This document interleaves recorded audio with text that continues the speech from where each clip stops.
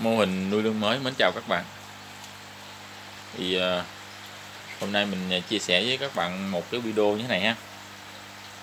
Nói về là cách thay nước lương đối với lương bột ha các bạn. Thì mình cũng nhận được một cái comment của một bạn hỏi mình là mình thay cái nước lương đối với lương bột như thế nào. Thì hôm nay mình cũng chỉ nói thôi chứ mình không có thực hành cho các bạn xem đâu. Tại vì mình không có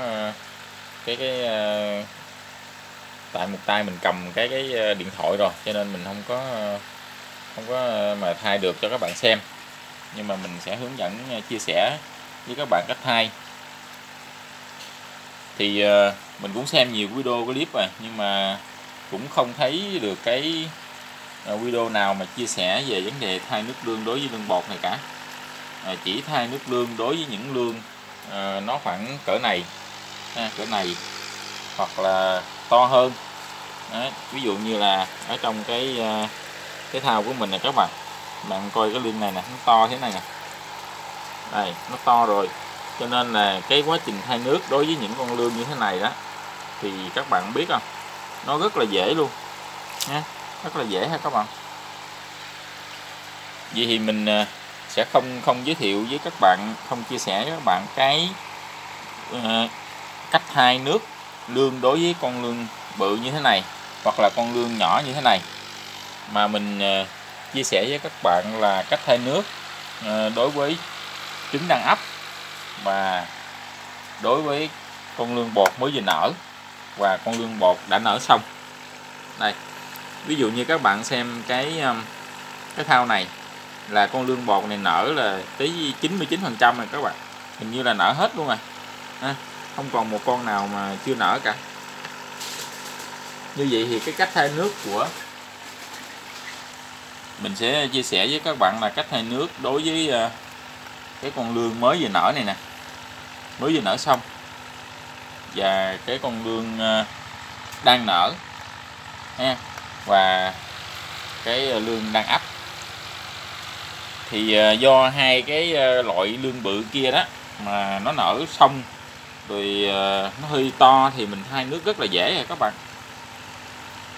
Nhưng đối với con lương bột này nè, con lương mình đang quay cho các bạn xem đó, đây là lương nở xong ha, nở xong rồi, còn lương này đang nở nha, nó đang nở, thì mình sẽ thay nước như thế nào. Thì sẵn đây mình cũng chia sẻ với các bạn luôn là trên nhiều cái video mà mình cũng tìm nhưng mà không thấy cái cách chia sẻ mà của các bạn để thay cho những cái lương bột, mà chỉ thấy được cái video mà các bạn chia sẻ đối với những cái con lương mà nó đã bự rồi, có nghĩa là nó đã biết ăn rồi đó, thì thay nước thì rất là dễ. Cho nên mình hôm nay mình cũng làm video này để mà mình chia sẻ với các bạn. Cái thứ nhất thì mình nói tới cái dễ trước đây, đối với cái con đang ấp là trứng, đang ấp là trứng lương, thì cái này các bạn cứ đổ ra. Các bạn dùng một cái vợt, cái vợt mình quay vợt cho các bạn xem ha. Vợt mình sẽ có 3 loại các bạn. Cái loại này là loại thưa nha, loại thưa nha các bạn. Loại này là loại dày ha, loại dày nhất, và loại này là loại hơi thưa, loại này hơi thưa trung bình. Như vậy các bạn phải có 3 loại hoặc là 4 loại, nếu như được nữa thì các bạn thêm một loại nữa là loại thưa bự, bự mà hơi thưa, để thay cho một số lương nhiều hơn, Như vậy thì đối với mà mình thay cho lương đang ấp hay là lương trứng á, thì các bạn dùng cái vợt thưa này nè, vợt thưa này mà nó không lọt cái trứng này ra nha các bạn. Các bạn lưu ý chỗ này ha. Như vậy thì nó dễ rồi, các bạn cứ đổ ra, đổ ra vợt này, rồi các bạn để lại vị trí cũ. Mà trước khi các bạn muốn đổ ra thì các bạn chuẩn bị một thao nước trước bằng với thao nước này, và các bạn thả cái ống oxy vào, rồi sau khi mình đổ nước xong rồi đó, mình lấy trứng đó mình thả lại cho cái thao này, cho cái thao ở vị trí mà thao trống đó, các bạn thả lại thì rất dễ rồi. Đối với cái lương mà trứng mà mình đang ấp thì thay nước rất là dễ.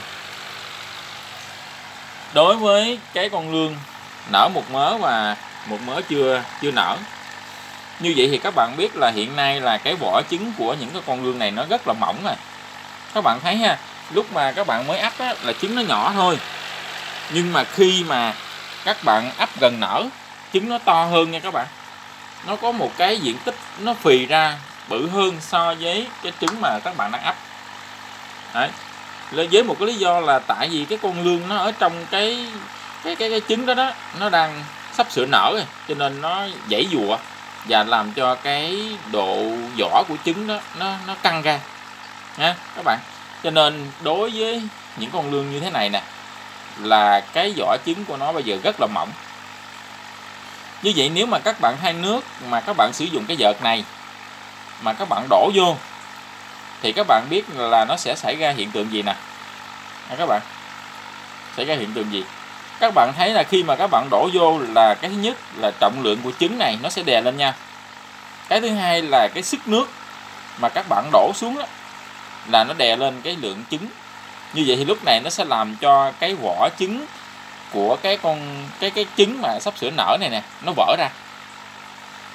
Mà khi mà vỏ trứng vỡ ra thì các bạn thấy là nó sẽ có hiện tượng gì nè, là so với quá trình nở của nó sẽ nở sớm hơn. Nở sớm hơn thì con lươn nó rất là yếu.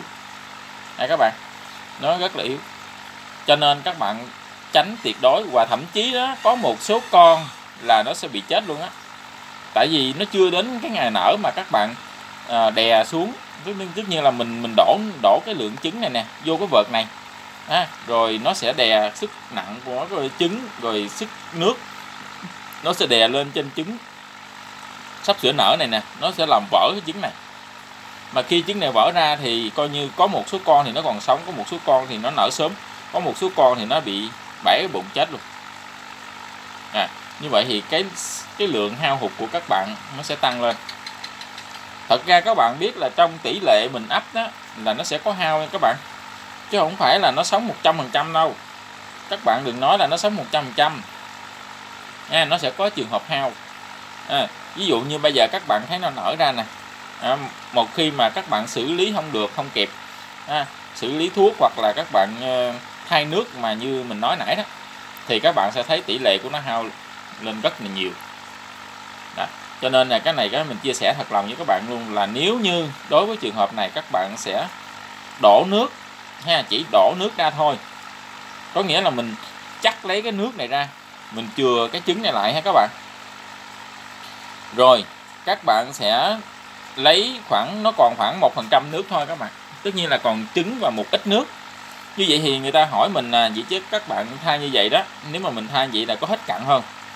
Mình báo với các bạn luôn là nó không hết cặn đâu các bạn.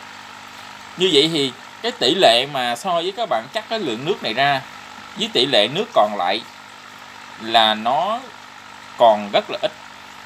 Cho nên các bạn không cần phải lo vấn đề nó còn cái cặn bã hay không.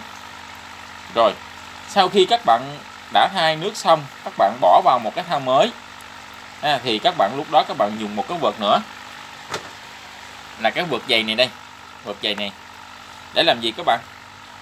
Vợt dày này là để các bạn vớt những cái trứng mà nó nở đó, cái vỏ trứng mà nó nở ra rồi đó, rồi một số bụi nè, các bạn nhìn thấy bụi không? Bụi và vỏ trứng nè, thì mình dùng cái vợt dày này nè, các bạn đứng các bạn vớt nhẹ nhàng nha các bạn, đừng làm cho dao động nhiều quá, nó sẽ làm cho cái trứng nó vỡ ra. Đấy, như vậy thì các bạn sẽ giữ được cái lượng trứng không bị vỡ mà nước vẫn sạch và đảm bảo được cái tỷ lệ sống của nó cao hơn. Đây, cái trường hợp thứ ba mình cũng cho các bạn nắm luôn, là trường hợp đã nở xong rồi. Như vậy thì đã nở xong rồi, các bạn có thấy là nó an toàn chưa? Chưa đâu các bạn ơi. Hiện nay đó là nó đang yếu nhất trong tất cả trường hợp hết. Nó yếu hơn so với mà đang nằm trong trứng nữa các bạn. Tại vì khi nó nở ra môi trường ngoài rồi là không còn một cái gì để bảo vệ nó cả. Đấy, mà các bạn nhìn cho kỹ ha, bạn nhìn cho kỹ đi, trong cái bụng nó rất là mỏng luôn, các bạn nhìn thấy ruột của nó, nhìn thấy trứng còn ở trong đó nữa. Như vậy thì cái này nó càng khó hơn nhiều so với các bạn mà thay cái nước mà có trứng nữa, thay nước mà trứng sắp sửa nở này nữa nè. Đó, nó khó hơn nhiều nữa. Như vậy thì cái này các bạn cũng làm tương tự như mình chia sẻ với các bạn ở cái phần mà trứng này nè nha.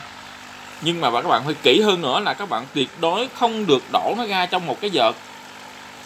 Bởi vì nếu mà cái vợt thưa thì các bạn đổ ra nó sẽ chui ra lọt, và nó chui ra thì các bạn thấy các bạn vũ cho nó ra thì nó bể bụng. Rồi cái thứ hai nữa là trọng lượng của nó đè lên nhau bể bụng. Rồi các bạn đổ sức nước đè lên con lươn này bể bụng, thì sau khi các bạn thay xong rồi là chết gần hết rồi. Đây các bạn thay xong rồi các bạn đổ ngược trở lại là con nào cũng bể bụng và chày xước hết. Cho nên mình nói thật với các bạn luôn là các bạn tuyệt đối các bạn sử dụng mà trường hợp mà các bạn đổ lên cái vợt này mà đối với lươn mới nở hoặc là trứng đang sắp sửa nở là các bạn tỷ lệ hao rất là cao luôn các bạn nha, rất là cao luôn.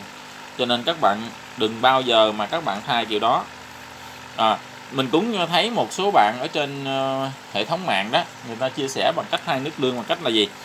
Là người ta sẽ khoan một cái lỗ các bạn. Ví dụ như bây giờ cái thao này nè, nhưng mà thường ta làm cái khay á các bạn. Người ta làm cái khay cho nên nó có cái diện tích dài hơn ha, có cái diện tích dài hơn, có độ dài hơn. Thì người ta giữ cái con lương này ở một cái vị trí ở trên, người ta khoan một cái vị trí ở sau, ở phía dưới. Như vậy thì cái lượng nước mà ta đẩy hơi nghiêng khoảng 5 độ thôi thì cái lượng nước nó sẽ đổ ra ngoài này hết. Là giữ lại được con lương nó nằm ở trong dây. Nhưng đối với trường hợp đó thì con lương nó nằm ở trong dây là con lương đã bự rồi các bạn. Nó không phải nằm ở con lương bột như thế này đâu. Con lương nó to rồi. Đấy. Như vậy thì lúc đó các bạn nó chui vô dây hết thì các bạn dễ, các bạn chỉ mở van nước của cái co van ở chỗ này thôi thì coi như nước nó sẽ chảy ra hết rồi. Nhưng đối với trường hợp này thì sao các bạn? Trường hợp này lương nó đâu có vô trong dây đâu. Nè mình cũng để dây nè các bạn, nhưng mà nó đâu có vô đâu. Tại vì nó mới nở mà.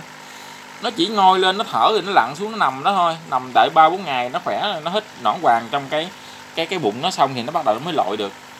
Còn giờ này nó không có lội đâu các bạn, giờ này nó chỉ có nhảy, nó chạy quơ lên xong nó thở một cái rồi nó lặn xuống dưới này, nó nằm dưới này.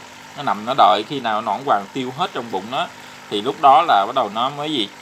Nó mới là biết lội thôi. Đó. Như vậy thì các bạn thấy đó, cái cách thay nước mà nếu như mình không biết, mình không kỹ đó thì sau khi mà các bạn thay nước xong quay lại con lương bắt đầu nó chết.